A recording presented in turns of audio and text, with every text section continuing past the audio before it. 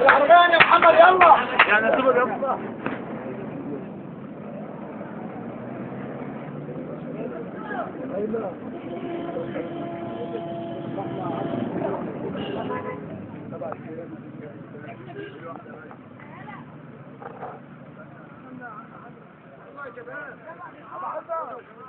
ابو حسن العربية يلا. ثانية واحدة يا باشمهندس كلمتين مع الراجل وخلصنا يلا. كلم انت يا الناس دي لها مشكلة واحدة بس، الطريق.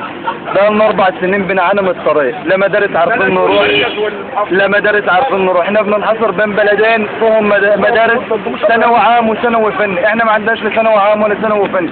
الطلبة بتيجي رايحة المدرسة في الشتاء ما بتعرفش تروح، وبعد المغرب العربات ما بتشتغلش. الصنايعي اللي جاي من شغله بيصرف 20-30 جنيه على التكاتك في اليوم عشان ياكل عيش، وهو بيشتغل بقى عشان يصرف ايه. كل هدفنا بس من سيادة المحافظة ومن الدولة ان الطريق يتسفل ويعملوا لنا الصرف الصحي، بدل ما هم عطلنا 4 سنين. 4 سنين احنا من قرية كفر المنازلة، مركز كفر سعد، محافظة دمياط.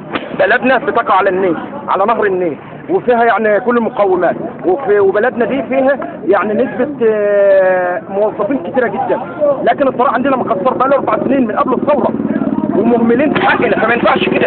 احنا بنطالب السيد الوزير المحافظ ان هو يشوف مشكلتنا يعني بعين الرأس، ما ينفعش الوضع ده.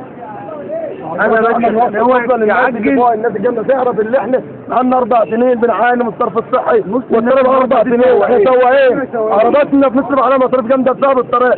لازم نوصل الكلام ده للسيد المحافظ، ونوصل السيد رئيس الجمهوريه محمد مرسي، لازم نعرف الكلام ده كله. الطريق بقى له 4 سنين شغالين في صرف صحي، بقى له 4 سنين، لازم ننجز، لازم نعمل انجازات بسبب الطريق.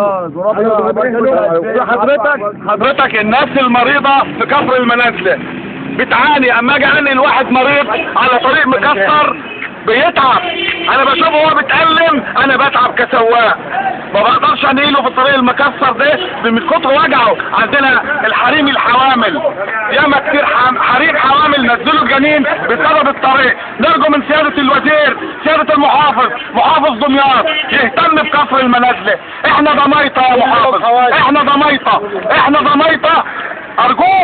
ارجوك انقذنا من الطريق وحش، ما احناش عارفين نشتغل على الطريق. والسلام عليكم.